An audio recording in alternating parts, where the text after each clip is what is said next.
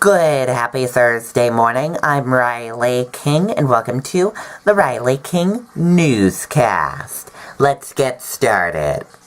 First up, Nashua man arrested in child sex solicitation case. Let's take a look.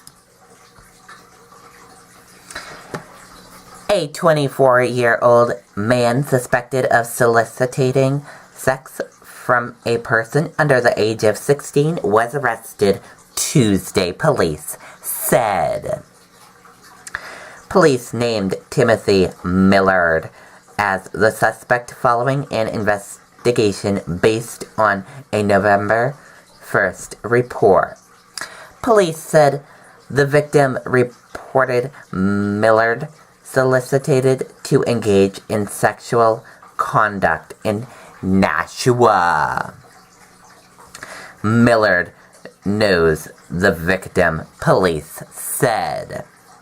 Police later obtained an arrest warrant for Miller, charging him with endangering the welfare of a child. Millard was released on $10,000 personal recognition bail. He will be arraigned at the 9th Circuit District Division Nashua Court on January 25th.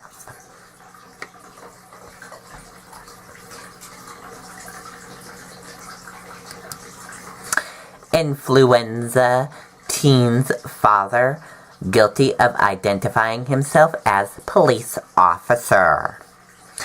Like his son, the father of infamous influenza teen Ethan Koch is in trouble with the law. WFAA WABC's Dallas affiliate report that a Tarrant County, Texas jury found Fred Couch, 51, guilty of misdemeanor and false identification of a PACE officer in a 2014 case involving police in the affluent Dallas-Fort Worth suburb, the North Richland Hills.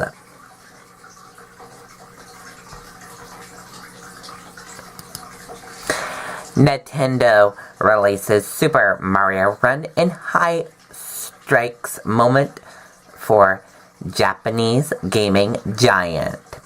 Nintendo shares closed lower on Thursday as investors struck a note of caution ahead of the release of Super Mario Run on Apple's iOS, a game which is seen as risky but crucial for the Japanese company.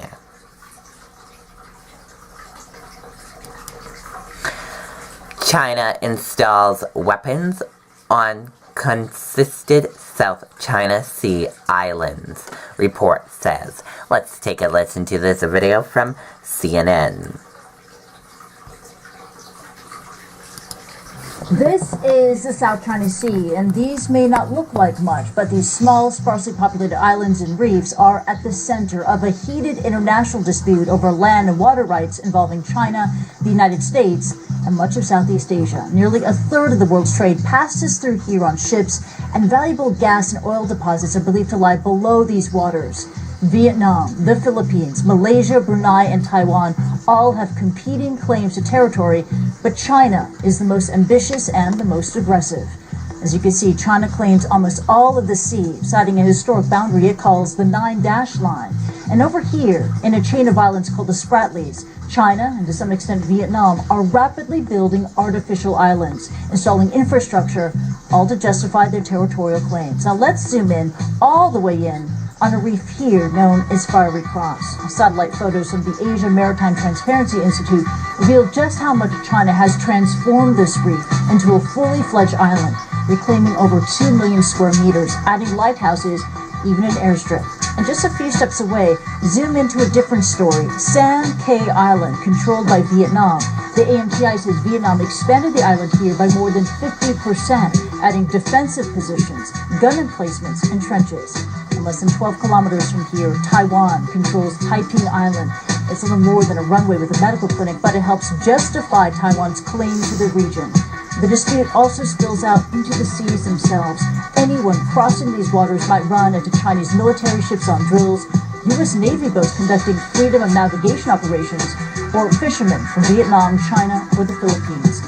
A lot of traffic and tension that has raised fears that this contested body of water could become a flashpoint between competing nations. Okay, and there you go on that report. And that does it for the Riley King Newscast right here on the Riley King Network. I hope you all have a great rest of your Thursday. See you back here later on today. Goodbye, everyone.